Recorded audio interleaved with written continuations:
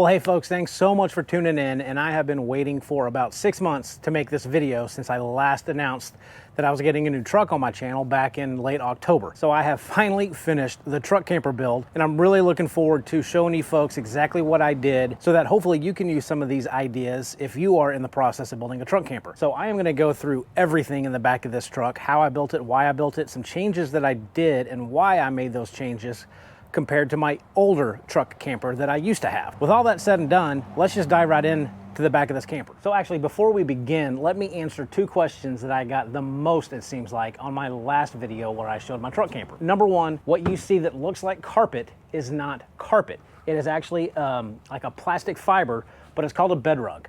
You can spill paint, oil, grease, water, beer, whatever you want to spill on it. You can literally spill it on top of this and pressure wash it off. It is not carpet, even though it does look like carpet. And I picked it because it's got about a 3/4 of an inch foam mat underneath it that's a little bit easier on the knees when you're crawling in. And I think it just makes it feel a little homelier, I guess. I don't know, a little more comfy in the back than not having it. You can get the bed rug with just the bed platform only. I chose to get the model that has the sides and the back go up. The Lear 180, which is my camper shell, came with the carpeted headliner installed from Lear. I did not do that. So it matches pretty closely to the bed rug, but again, a lot of people asked on my last video how I installed the carpet, and I didn't. It's not carpet. Bed rug and Lear actually installed the headliner. Second, this doesn't have a kitchen. It's a truck. I built this as mainly a 1 or 2 night max getaway. This is just for me to head out to camp really quickly, really easily, get to the camp spot and not have to set anything up. Everything in the back is ready for me to crawl in back there and get to bed or hang out in there if it's raining, whatever. This isn't meant to sustain me by weeks at a time. This is just a simple little getaway. I need my truck also to be used as a truck. So I only have to remove 2 things out of this truck bed, which takes about 20 seconds to utilize the entire back of the truck. So I have to take out the bed, slide out the bed, and I have to take out the cabinet, and that is it. Then I have full access to my truck bed. I didn't want to build a lot of stuff in the back of this. I kind of was going for the minimal design effort, I guess is the best way to put it. A lot of guys, do all kinds of cabinets. They put sinks back here, they put bathrooms back here. I didn't want any of that. This is just for me to quickly get away and not have to set up camp or set up a tent, basically, when I get to where I'm going. So no kitchen and no bathroom. It kind of makes me laugh, people that ask, where's my bathroom? It's in the same place that a bathroom would be if you were tent camping. You make do. Gatorade bottle or do what else you got to do. And I've managed to get by just fine without having plumbing in the back of my truck beds. With that out of the way, let's get straight into how I built this and why I did it. So we'll crawl in the back here in a second, but I want to go over the dimensions of the bed platform that I built. So this is a 6.5 foot long truck bed. The bed platform is approximately 75 inches, give or take just a little bit, but roughly 75 inches long, 30 inches wide, and 9.5 inches tall. Now, that measurement's gonna vary based on your truck model, I suppose, because the 9.5 inches was to the top of my wheel well. You might have a taller wheel well or a lower wheel well, I'm not sure, but for my platform, it fits just over the wheel well, and to do that, I had to build this 9.5 inches tall. Now for the bed platform itself, unlike my other build, I did install an 18-inch drawer in the front.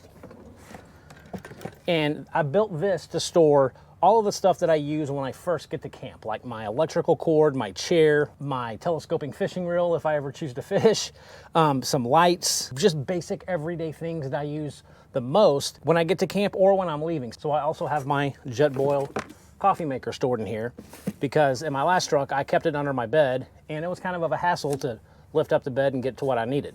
So I just built this smaller drawer up front to house everything that I used frequently. Now, yes, a lot of folks, a lot of these bigger YouTube camper truck dudes build those huge, 6 foot long pull-out drawer slides. I didn't want to do that because A, it adds a lot more weight to this, and I was trying to keep the weight down as much as possible, and it just makes it more complex. This is a very easy drawer to build. I just didn't feel like building a 6 foot long drawer, and this holds everything that I need it to. I did install, it's actually a magazine dump pouch, but I'm going to use it as a trash can because I'm always forgetting little plastic Walmart bags or whatever I use for trash cans. So I just installed this little mag dump pouch, and it's just a makeshift trash can that's always here, and I can easily remove it by these little buttons and take it out and dump it. And to install it, I just got some nylon and I installed some screw-on button snaps, and it goes through this MOLLE webbing, and then I screwed on the other end of the button to the bed here, and it just snaps on. There you go. And then you can roll it up and kind of get it out of the way. And so now I'm always gonna have a trash can that I know where it's at. I did put on some furniture leveling legs on the bed. I don't know if it's gonna work or not, and I only installed the furniture leveler legs on this side of the bed because the thing that drives me crazy the most is when I feel like I'm rolling out of my bed. If I'm ever at a spot where I feel like I'm rolling out of my bed, I can crank these and kind of push this bed platform toward the side, which I don't find as annoying if I'm rolling into my truck than rolling out of my truck. Now, yes, I could carry some blocks, leveling blocks, I could drive up on them, but again, that's stuff that I don't want to have to carry. So hopefully this will work. You might also notice that my bed platform is on the right instead of on the left. I did that intentionally, mainly for two reasons. One, it's different. That's really it. I just wanted to do something a little different than my last truck camper, and everyone puts the bed platform on the left. So I wanted this to be on the right. But also probably the more important reason I put it on the right is because I'm a side sleeper and I mainly sleep on my right-hand side. And I did a lot of sleep analysis over the months to figure out if that was true or not. And yes, I normally sleep on my right-hand side. And so I want it to be able to sleep how I'm comfortable and face this way. I didn't want to face the window. So that's why I put it on the right-hand side. But now let's actually get into the back of the truck and I'll show you what I did a little closer. All right, so kind of back to the bed though. I also got a lot of questions on the actual mattress and what I use for a mattress, but it is a 4-inch thick, high density foam, upholstery foam basically. And I ordered it from Amazon. You can order any kind of thickness, width, length. And I did have to cut this to size, and I actually used an electric carving knife. Didn't tell the wife I used it, but it worked the best on cutting the foam. You can get those little hot knives that basically have a wire that gets hot that'll kind of cut the foam. I didn't have that, but this is just 4-inch thick foam. My last truck camper, I used 5-inch thick foam, and that's kind of overkill. 4 inches is plenty for me, and in fact, I probably could have gone with 3 inches and would have, you know, in theory, given me more headroom when I sit on the bed. But I mean, we're talking this much, so it's really not that big of a deal. Now, as far as storage underneath the bed, I've got the drawer up front, and I'm gonna be putting some gas struts on this lid to kind of help me lift it up a little bit. But as far as right now, what I have under the bed, not much. I've got a little 80-watt solar panel. I've got a sustainer, which is just a storage box full of some miscellaneous items. I've got a little 250-watt heater if I ever need it. And then there's the drawer, but you can see here I can access, I do have storage also besides that drawer that I can use. And in here, I'll talk about that in a second, is my battery that's gonna be supplementing my Goal Zero. So I will definitely be putting gas struts because this is kind of an awkward thing to lift up. So now we're sitting down, and I'll put a link in this video of this cabinet, but this is my main cabinet that I built, and it's just a box, guys, and I wrapped it with speaker box carpet. I used some Gorilla spray glue, spray adhesive, you know, just spray it on the box, spray it on the back of the carpet, let it get tacky, then push it down, roll it out, and you know, just make sure it's stuck really well. And it stays just fine. Now, I did this cabinet a little bit differently. I only have really one drawer in this cabinet. One bigger drawer, which is right here.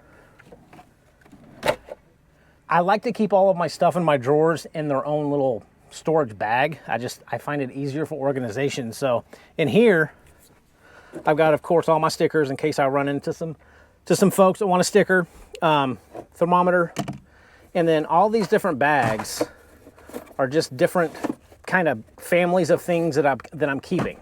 So in here, I've got all of my toiletry, my toothbrush, deodorant, soap, whatever. I've got more toiletry stuff. In this bag, I've got just miscellaneous knives, razors, safety pins, some canvas thread if I ever need it, just little odds and ends. And then this little bag is all of my kitchen stuff, so all of my spices, my little bags of condiments that I've stolen, just things like that. But I find it easier to keep in these little storage bags in this drawer than just throwing everything in the drawer and just letting it kind of all slide around. So I try to keep everything kind of together in its own little family in one of these little bags. And I also do have a small little first aid kit if I ever, you know, get a little boo-boo, cut myself. Little USB fan for when it gets hot in here. And then I've got my larger set of pots and pans and my little fire starter that I keep in here. But that's it for the main drawer. Now, the thing above it is basically kind of just like an extra shelf for something that I'm going to use when I'm laying down or cooking in here if I have to. But it's just a pull-out little shelf. And it's just extra space for me to put something down like my drink or my iPad. When I'm laying down, I can put it right here so I don't have to hold my iPad. I don't know. Huge problems we have here. I've actually wanted something like this since I had my old truck because I ran out of horizontal spaces to just put things on. So that's why I built that. And I do have shore power in here. So at least in Ford trucks, they have little access points in the bottom corner of the tail bed itself. So I got a 12-3 extension cord and I fished it through that access panel. And here's kind of what it looks like. So I ran the other end underneath the truck through the frame and it's terminated right underneath my hitch outside, which is a much needed improvement from my last truck camper. My last truck camper, I actually had to kind of get up underneath the wheel well and plug into shore power. This is just underneath my hitch. And if I do have a power pedestal at camp, I can just, it's easy to get to. Now, the other end of that extension cord, I just tied it in to this little surge protector. So I've got 3 extra outlets and I've got a couple of USB ports that I can use now. And then of course, this is only used when I'm plugged into shore power, okay? So there's my shore power in the truck. And as far as my battery that I'm going to be using, and I've talked about this a few times, I'm using a Goal Zero Yeti 1000X. And I'm using that because it has a 30 amp output. So obviously I don't need 30 amps in this truck, but all I had to do was create one power lead and tie everything into this because this output is 30 amps. And again, this is about 1,000 watt hours. Got a couple of outlets on it too, so this is going to be more than enough for my needs. And then these switches right here are tied into this battery. So this switch is for my upper lights, and this switch down here is for the bed lights. And then these two down here are actually going to work off of shore power. So I've got 2 quick charge USB ports and a 12 volt cigarette style port. And I've got a converter behind this little panel here that when I plug into shore power, those 2 outlets are going to work. And I picked those 2 outlets because mainly I need that 12 volt cigarette style output because I have a 12 volt heated blanket that has the cigarette style plug. And when I get to camp, I can plug that in. I can plug my blanket into that port and not use any of my battery power. So that's why I picked those 2 specific ports for this cabinet. And so to wrap up my whole power situation here and what I'm going to use to power things in this truck, let me show you the external battery that I'm also going to be using to sustain my Goal Zero if I ever need it. One of the really popular questions is, well, what am I going to do for solar and how am I going to recharge all my batteries? And my answer is always the same, and that is, guys, this is built just to sustain me for 1 or 2 nights. That's it, right now at least. I don't have any plans to stay in the back of here for a week. So in terms of what the Goal Zero is going to offer, should be more than enough. But if I ever need to charge it up for any reason, I got this, something pretty new. This is a 100 amp hour lithium iron phosphate battery. And I don't know if you guys can tell, but it is absolutely tiny. And this is a new style of these new LiPo4 batteries. I used to keep a Redodo normal 100 amp hour size battery underneath this bed. This LiTime battery is literally half the size of a standard 100 amp hour lithium iron phosphate battery. They just kind of came out, and I'm going to give it a shot here to use if I ever have to charge up my Goal Zero. And the way I'm going to do that is I installed a 12 volt adapter to this battery, and it's got the female cigarette style port just connected to this battery. And all I have to do, Goal Zero has a 12 volt adapter that has the male end of the cigarette style charger that I have behind my cabinet and going underneath my bed. And I just simply have to plug in that 12 volt charger into this, and this battery right here is going to charge up my Goal Zero. Now let me plug it in to show you. I typically get around 120 to 128 watts, but if my Goal Zero ever runs down and I need to get it topped up after a night or 2 using this camper, I have up to 100 amp hours additional to put back into that Goal Zero without even using solar. So here is the end of the Goal Zero charger that all I have to do is plug it into this battery. And now this battery is going to charge my Goal Zero. So you can see now I got my charging light blinking. I'm inputting 131 watts. So that's the main reason for having that extra LiTime battery underneath my bed, is to just top off this battery if I ever have to use it. And again, that new LiTime battery is about half the weight of my Redodo battery that I did show you folks on a couple of videos ago that I was using. And I in turn put that Redodo battery into my new RV to use that instead of the lead acid battery that it came with. Between the 1000 watts in the Goal Zero and the 1280 watts in that LiTime battery, you know, that's putting me over 2,000 watt hours worth of juice in the back of this camper. If I ever need more than that, I do have a little solar panel, or I can just head home. And then down here on the side, I just installed again some more of those push button, screw on buttons, I guess, and my little cooking / fillet knife, whatever you want to call it. That's just hanging up here on the side. And this thing right here, I can't give credit. This was not my idea. I got this idea from, of course, you guys know Quady. If you're watching this channel, you know Quady. But he got one of these cot organizers, and I just thought it was such an awesome idea. I used it in my last truck, and I'm using the same one again in this truck. And it's just absolutely perfect. And to attach it, it's not actually screwed in. I just got some really heavy-duty Velcro, and I stuck it to this cot organizer. And then the Velcro just kind of sticks to the headliner on the truck cap. So it's got all kinds of storage for you. But again, was not my idea. Thanks, Mike, for coming up with this, because it's a fantastic idea. As far as, so let's see, on my last truck, I used curtains on the windows. And I ended up taking them off because they were just a hassle. They were a pain. I didn't like them. And I ended up cutting out Reflectix, which actually was, to me, was easier. This truck, I don't have anything planned yet because I got 5% limo tint put on the windows. Now at night, if the lights are on, you can still see inside. So this isn't technically a stealth camper, but I don't stealth camp, at least not yet. I don't have any plans to do that, but you can't see in at all if you don't have any lights on.